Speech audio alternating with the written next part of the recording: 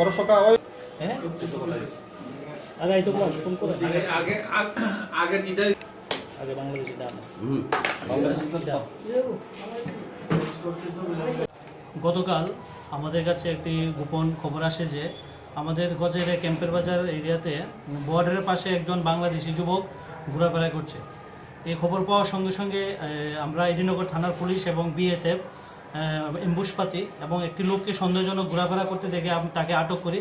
তাকে আটক করে জিজ্ঞাসাবাদ করলে তে স্বীকার করে যে সে বাংলাদেশি, সে ইন্ডিয়াতে অনেক দিন ধরে এসেছে, ঘোরাফেরা করছে এবং আজকে সে বাংলাদেশে বর্ডার ক্রস করে যাওয়ার সময় কাঁটাতার পার করে যাওয়ার সময় তাকে আটক করি এবং তাকে আটক করে আমরা থানাতে নিয়ে আসি এবং তার বিরুদ্ধে একটা আইপিপি একটা কেস নিয়ে আমরা মামলা শুরু করছি এবং আমরা তদন্ত করে বের করব যে তাকে ইন্ডিয়াতে আসার জন্য কে সাহায্য করছে।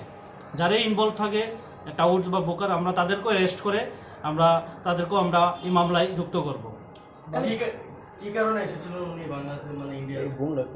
এখনো তদন্ত সাথে সে কিছু বলছে না। আমরা ইনভেস্টিগেশন করব, করে তাকে বের করব যে তাকে কে সাহায্য করেছে ইন্ডিয়াতে আসার জন্য এবং তার উদ্দেশ্য কি এবং তার সঙ্গে আরও কে কে ছিল সেটাও আমরা তদন্ত করে বের করব এবং তাদেরকেও আমরা এই কেসে মামলায় মানে অ্যারেস্ট করা হবে। কতদিন ধরে ইন্ডিয়াতে বসবাস করছে? তার কথা মতে সে 1 বছর ধরে এখানে ইন্ডিয়াতে আছে। ত্রিপুরায় কোন জেলায় ছিলেন নাকি ত্রিপুরার বাইরে ছিলেন?